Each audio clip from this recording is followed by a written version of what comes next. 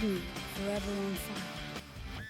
ನಕ್ಸಲರ ಶರಣಾಗತಿ ಹಿನ್ನೆಲೆ ವಿಕ್ರಮ್ ಗೌಡ ಕುಟುಂಬ ಸರ್ಕಾರಕ್ಕೆ ಮನವಿಯನ್ನ ಮಾಡಿಕೊಂಡಿದೆ. ನನ್ನ ಸಹೋದರ ವಿಕ್ರಮ್ ಗೌಡನಿಗೂ ಇದೇ ರೀತಿ ಶರಣಾಗೋಕೆ ಅವಕಾಶ ನೀಡಬೇಕಿತ್ತು. ಶರಣಾಗುವ ನಕ್ಸಲರಿಗೆ ನೀಡುವ ಪರಿಹಾರವನ್ನ ವಿಕ್ರಮ್ ಗೌಡ ಕುಟುಂಬಕ್ಕೂ ನೀಡಿ. ಶೂಟೌಟ್ನಲ್ಲಿ ಸಾವನ್ನಪ್ಪಿದ ವಿಕ್ರಮ್ ಗೌಡ ಸಹೋದರ ಸುರೇಶ್ ಗೌಡ ಈ ರೀತಿಯಾಗಿ ಮನವಿ ಮಾಡಿಕೊಂಡಿದ್ದಾರೆ. ನಕ್ಸಲರ ಶರಣಾಗತಿ ಒಳ್ಳೆ ವಿಚಾರ, ಮುಂದೆ ಉತ್ತಮ ಜೀವನ ನಡೆಸಲಿ. ನನ್ನ ಅಣ್ಣನಿಗೆ ಆದ ಪರಿಸ್ಥಿತಿ ಮುಂದೆ ಯಾರಿಗೂ ಆಗಬಾರದು. ಈ ಯೋಜನೆ ಮೊದಲೇ ಘೋಷಣೆ ಮಾಡಿದ್ರೆ ನನ್ನ ಅಣ್ಣನೂ ಶರಣಾಗ್ತಾ ಇದ್ದ, ಒಳ್ಳೆಯ ಜೀವನ ನಮ್ಮೊಂದಿಗೆ ನಡೆಸ್ತಾ ಇದ್ದ ಅಂತ ಸುರೇಶ್ ಗೌಡ ಬೇಸರ ವ್ಯಕ್ತಪಡಿಸಿದ್ದಾರೆ. ನವೆಂಬರ್ 18ರಂದು ಹೆಬ್ರಿಯ ಪೀತ್ಬೈಲ್ನಲ್ಲಿ ANF ಗುಂಡಿಗೆ ಬಲಿಯಾಗಿದ್ದಂಥ ವಿಕ್ರಮ್ ಗೌಡ ಇದೀಗ ವಿಕ್ರಮ್ ಗೌಡ ತಂಡದಲ್ಲಿದ್ದಂಥ ನಕ್ಸಲರು ಶರಣಾಗತಿಗೆ ಸಿದ್ಧತೆಯನ್ನು ಮಾಡಿಕೊಂಡಿದ್ದಾರೆ. ಈ ಸಂದರ್ಭದಲ್ಲಿ ಬೇಸರ ವ್ಯಕ್ತಪಡಿಸ್ತಾ ಇದ್ದಾರೆ. ಮೊದಲೇ ಅನೌನ್ಸ್ ಮಾಡಿದರೆ ನಮ್ಮ ಅಣ್ಣನೂ ಕೂಡ ಶರಣಾಗ್ತಾ ಇದ್ದ, ನಮ್ಮ ಜೊತೆಗೆ ಒಳ್ಳೆ ಜೀವನವನ್ನು ನಡೆಸ್ತಾ ಇದ್ದ, ಪರಿಹಾರವನ್ನು ಕೊಡಬೇಕು ಅನ್ನೋದನ್ನು ಕೇಳ್ಕೊಳ್ತಾ ಇದ್ದಾರೆ.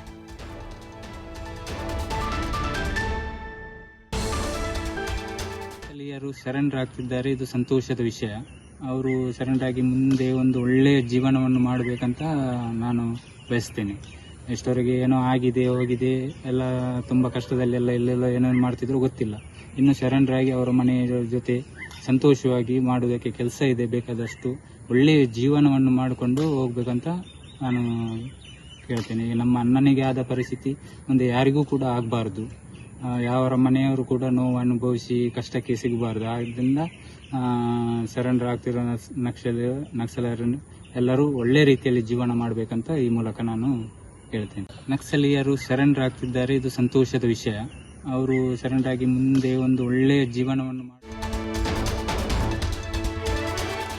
ಅಣ್ಣನ ಜೀವ ವಾಪಸ್ ಕೊಡೋದಕ್ಕೆ ಸಾಧ್ಯ ಇಲ್ಲ, ಪರಿಹಾರ ಆದರೂ ನೀಡಿ. ಎನ್ಕೌಂಟರ್ಗೆ ಬಲಿಯಾದ ನಕ್ಸಲ್ ವಿಕ್ರಮ್ ಗೌಡ ಸಹೋದರಿ ಸುಗುಣ ಈ ರೀತಿಯಾಗಿ ಮನವಿ ಮಾಡಿದ್ದಾರೆ.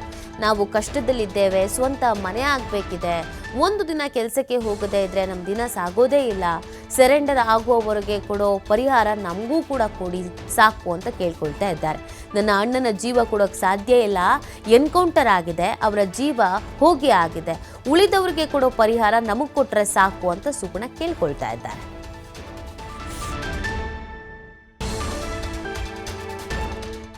ನಮಗೆ ಈಗ ಸರೆಂಡರ್ ಆಗುವವರಿಗೆ ಕೊಡ್ತಾರಲ್ಲ ಪರಿಹಾರ, ಅದು ಇದು ಎಂತ ಎಲ್ಲ ಗೌರ್ಮೆಂಟ್ ಕೊಡ್ತದೆ, ಅದೇ ನಮಗೆ ಕೊಟ್ರೆ ಸಾಕು ಅವರು.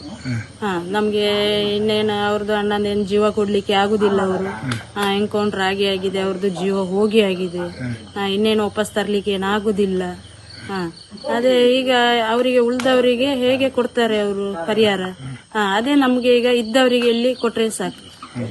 ಮನೆಯಲ್ಲಿ ನಾವು ತುಂಬಾ ಕಷ್ಟದಲ್ಲಿದ್ದೇವೆ. ಮನೆಯಲ್ಲಿ ನಮ್ಗೆ ಈಗ ಸರೆಂಡರ್ ಆಗುವವರಿಗೆ ಕೊಡ್ತಾರಲ್ಲ ಪರಿಹಾರ, ಅದು ಇದು ಎಂತ ಎಲ್ಲ. ಈ ಬಗ್ಗೆ ಮತ್ತಷ್ಟು ಮಾಹಿತಿಯನ್ನು ನೀಡ್ತಾರೆ ನಮ್ಮ ಪ್ರತಿನಿಧಿ ಆದಿತ್ಯ. ವಿಕ್ರಮ್ ಗೌಡ ಮನೆಯವರು ಪರಿಹಾರ ಬೇಕು ಅಂತ ಕೇಳ್ಕೊಳ್ತಾ ಇದ್ದಾರೆ. ಇದಕ್ಕೆ ಸಂಬಂಧಪಟ್ಟಂತೆ ಯಾವುದಾದ್ರೂ ಅಧಿಕಾರಿಗಳು, ಜನಪ್ರತಿನಿಧಿಗಳು ಇವ್ರ ಜೊತೆಗೆ ಮಾತನಾಡಿರೋದು ಈ ಥರದ್ದೇನಾದ್ರು ನಡೆದಿದೆಯಾ ಆದಿತ್ಯ? ನೀತಿ ಏನು ಕೇರಳದಿಂದ ಕರ್ನಾಟಕಕ್ಕೆ ಬಂದಂತಹ ನಕ್ಸಲ್ ತಂಡ, ಈ ಪೈಕಿ ವಿಕ್ರಮ್ ಗೌಡ ಎನ್ಕೌಂಟರ್ ಆದರೆ ಈಗ ಅಳಿದುಳಿದಂತಹ ನಕ್ಸಲರು ಏನಿದ್ದಾರೆ ಮಲೆನಾಡು ಮತ್ತು ಕರಾವಳಿ ಭಾಗದ ನಕ್ಸಲರು ಇವತ್ತು ಇವರು ಶರಣಗತಿ ಆಗೋದಕ್ಕೆ ಮುಂದಾಗಿದ್ದಾರೆ. ಈ ಮೂಲಕ ಕರಾವಳಿ ಮತ್ತು ಮಲೆನಾಡಿನ ಒಂದು ನಕ್ಸಲ್ ಇತಿಹಾಸ ಅನ್ನುವಂಥದ್ದು ಬಹುತೇಕ ಇವತ್ತಿಗೆ ಅಂತ್ಯವಾಗ್ಲಿಕ್ಕೆ ಇರುವಂತದ್ದು ಮತ್ತು ಇವರಿಗೆ ಪರಿಹಾರವನ್ನ ನೀಡುವಂತ ಭರವಸೆಯನ್ನ ಕೂಡ ಸರ್ಕಾರ ನೀಡಿದೆ. ಇದರೊಂದಿಗೆ ಮೊನ್ನೆ ಎನ್ಕೌಂಟರ್ ನಲ್ಲಿ ಬಲಿಯಾದಂತಹ ವಿಕ್ರಮ್ ಗೌಡ ಕುಟುಂಬಸ್ಥರು ನಮಗೂ ಕೂಡ ಪರಿಹಾರ ಕೊಡಿ ಅನ್ನುವಂತ ರೀತಿಯಲ್ಲಿ ಸರ್ಕಾರಕ್ಕೆ ಮನವಿಯನ್ನ ಮಾಡ್ತಾ ಇದ್ದಾರೆ. ಯಾಕಂದ್ರೆ ಅವರ ಜೀವನ ಕೂಡ ಬಹಳ ಕಷ್ಟದಲ್ಲಿದೆ ಮತ್ತು ಅವರು ಅವರ ಮೂಲ ಮನೆಯನ್ನ ಬಿಟ್ಟು ಬಾಡಿಗೆ ಮನೆಯಲ್ಲಿ ವಾಸಿಸ್ತಾ ಇದ್ದಾರೆ ಮತ್ತು ಅವರ ಜೀವನ ಅನ್ನುವಂಥದ್ದು ದಿನಗೂಲಿಯಿಂದಲೇ ಸಾಕ್ತಾ ಇದೆ. ಈಗ ವಿಕ್ರಮ್ ಗೌಡ ಏನು ಹತನಾಗಿದ್ದಾನೆ, ಇದನ್ನು ಕೂಡ ಒಂದು ಶರಣಾಗುವಂತ ಅವಕಾಶವನ್ನ ಅಥವಾ ಘೋಷಣೆಯನ್ನ ಸರ್ಕಾರ ಮಾಡಬೇಕಾಗಿತ್ತು ಅನ್ನುವಂತ ಒಂದು ಬೇಸರದೊಂದಿಗೆ ಬದುಕನ್ನ ಕಟ್ಟಿಕೊಳ್ಳುವಂತ ನಿಟ್ಟಿನಲ್ಲಿ ಈಗ ಶರಣಾಗುವಂತ ನಕ್ಸಲರಿಗೆ ಯಾವ ರೀತಿಯಲ್ಲ ಪರಿಹಾರವನ್ನ ಕೊಡ್ತಿರೋ ಅದೇ ಪರಿಹಾರವನ್ನ ನಮಗೂ ಕೂಡ ನೀಡಿ, ನಮ್ಮ ಬದುಕು ಕೂಡ ಹಸನಾಗುವಂತೆ ಮಾಡಿ ಅನ್ನುವಂತ ಒಂದು ಮನವಿಯನ್ನ ಮಾಡಿದ್ದಾರೆ. ಇದಕ್ಕೆ ಸರ್ಕಾರ ಯಾವ ತರ ಸ್ಪಂದಿಸುತ್ತೆ ಅನ್ನುವಂಥದ್ದನ್ನು ನೋಡ್ಬೇಕಾಗಿದೆ. ಓಕೆ, ಥ್ಯಾಂಕ್ ಯು ಆದಿತ್ಯ ತಮ್ಮ ಡೀಟೇಲ್ಸ್ಗಾಗಿ.